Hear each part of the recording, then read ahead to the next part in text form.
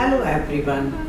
Meditation यानी ध्यान लोगों को लगता है कि ये केवल मोक्ष प्राप्ति का साधन है, पर आज के तनाव और प्रतिस्पर्धा युग में हम सभी लोगों के लिए अनिवार्य अंग है। यदि हम स्वस्थ और खुश रहना चाहें तो हृदय के बाद सबसे महत्वपूर्ण और पावरफुल ऑर्गन हमारा ब्रेन होता है। इसकी क्षमता अपार है।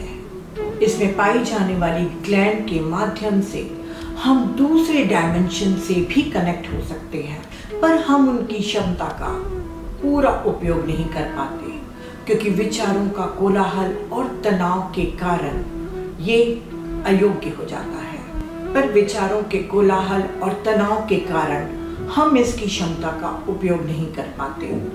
ब्रेन और माइंड यानी कि मन और मस्तिष्क में बहुत गहरा संबंध होता है। ब्रेन की गतिविधियां जितनी ज्यादा होती हैं, हमारा मन भी उतना ही चंचल होकर भागकर उसे व्यस्त रखता है। ब्रेन हमारा इलेक्ट्रोमैग्नेटिक ऑर्गन है जो पूरे समय विद्युत पैदा कर रहा है। अगर पूरा समग्र मस्तिष्क काम करे तो 10 वॉट के बराबर बिजली पैदा की जा सकती है।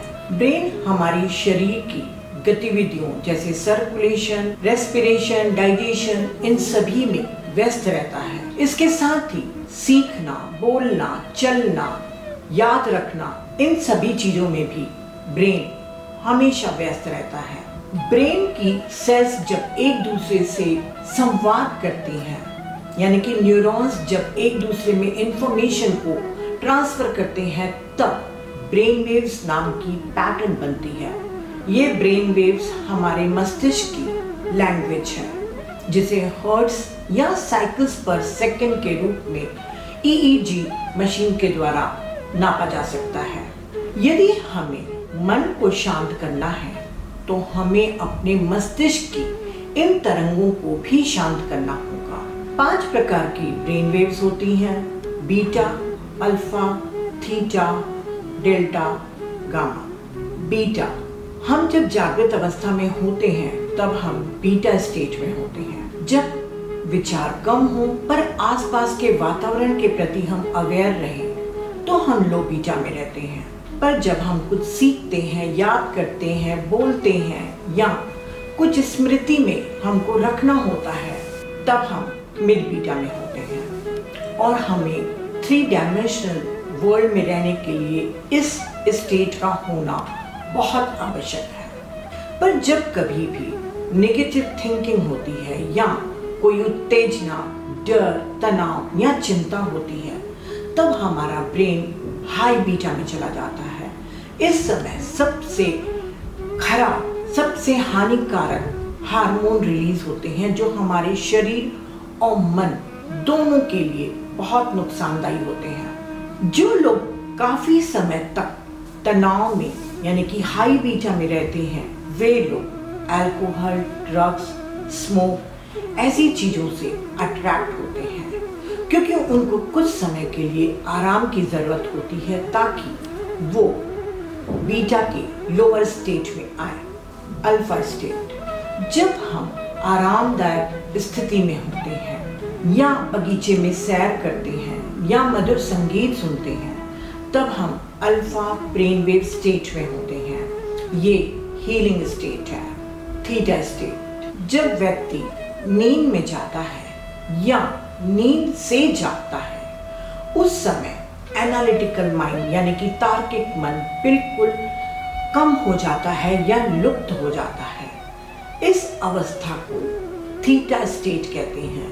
यह नींद की वो अवस्था जब व्यक्ति सपने देखता है, तब भी वो थीटा ब्रेन वेव स्टेट में होता है।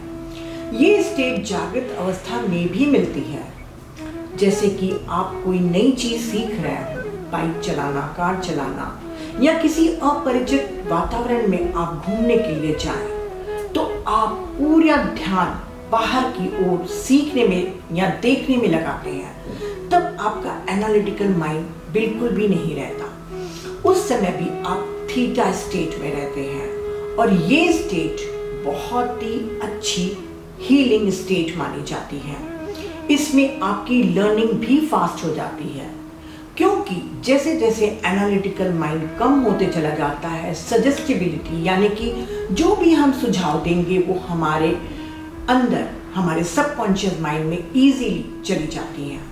ये लर्निंग की और हीलिंग की स्टेट है, डेल्टा स्टेट। जब व्यक्ति गहरी नींद की अवस्था में होता है, जब सपने भी नहीं होते, तब डेल्टा स्टेट में होता है परम शांति। इसको रेस्टोरिंग स्टेट भी कहते हैं, क्योंकि इस समय हमारी पूरा शरीर सबसे ज्यादा हीलिंग करता है। डॉक्टर्स भी रिकमेंड करते हैं कि दवाइयों के साथ साथ पेशेंट को गहरी नींद की भी उतनी ही जरूरत है, क्योंकि वे भी जानते हैं कि हीलिंग तभी तेजी से होगी जब पेशेंट की नींद अच्छी होगी। तो डेल्टा स्टेट बहुत ही अच्छी हीलिंग स्टेट है। गामा ब्रेन वेव्स, ये बहुत कम हमारे दिनचर्या में आती है। जब कभी व्यक्ति बहुत गहरी समस्या का समाधान करने के लिए अपनी पूरी ब्रेन की एनर्जी को उस समाधान की तरफ लगाता है, अर्थात पूरा ब्रेन सिंक्रोनाइज होकर उस समस्या का समाधान ढूंढता है, तब गामा वेव्स प्रोड्यूस होती हैं।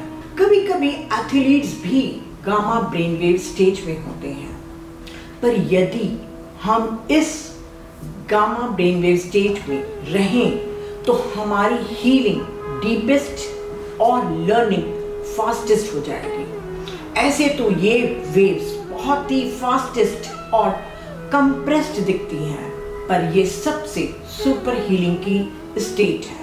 इन पांचों प्रकार की ब्रेन वेव्स को कोई भी मेडिटेशन के द्वारा मैनिपुलेट कर सकता है, क्योंकि जब हम मेडिटेशन में बैठते हैं तब बीटा स्टेट से धीरे धीरे अल्फा स्टेट की तरफ जाते हैं। अल्फा स्टेट से और धीरे धीरे हम थीटा स्टेट में जाते हैं। थीटा स्टेट यानी कि नो माइंड स्टेट, जहां पर कोई आपका तार्किक मन नहीं होता। अगर आप नियमित अभ्यास करते रहें तो आप उस ट्रांस अवस्था में भी पहुंचेंगे जिसे डेल्टा स्टेट कहा जाता है। डेल्टा स्टेट में एक सामान्य व्यक्ति सो जाता है गहरी नींद में, और जब एक व्यक्ति मेडिटेशन करता है तब डेल्टा स्टेट में वो ट्रांस की अवस्था में रहता है। यदि आपका मेडिटेशन का अभ्यास बहुत समय तक चलता रहा और आप कंपैशन, ग्रैटिट्यूड, एप्रिसिएशन वगैरह जैसे वर्च्यूज को भी आप फॉलो करेंगे, तो आप मेडिटेशन में गामा ब्रेन वेव स्टेट में भी पहुंच सकते हैं। इस समय आपको काफी आध्यात्मिक अनुभव भी हो सकते हैं। इंट्यूशन, इनसाइट्स भी इसी अवस्था में मिलते हैं। तो सबसे महत्वपूर्ण गामा ब्रेन वेव स्टेट होती है, जिसे हम मेडिटेशन के द्वारा इजीली पा सकते हैं। तो फ्रेंड्स, अगर आप अपने मन को शांत करना चाहते हैं, क्योंकि हमें लगता है कि ये चंचल मन शांत नहीं हो सकता, तो उसका सर्वोत्तम उपाय है मेडिटेशन। क्योंकि जैसे जैसे मेडिटेशन करते जाएंगे आपके मस्तिष्क की गतिविधियां, एक्टिविटीज कम होती चली जाएंगी, तरंगे स्लोअर होती चली जाएंगी और आपका मन शांत होता चला जाएगा। सिर्फ आपको एक ही बात का ध्यान रखना है कि मेडिटेशन करते समय आपको कोई भी आकांक्षा, कोई भी एक्सपेक्टेशन नहीं रखना है कि मेरी हीलिंग हो, मुझे आध्यात्मिक अनुभव हो, या मैं निर्विचार अवस्था में पहुंच जाऊं। ऐसी कोई भी आप चाह न रखिए।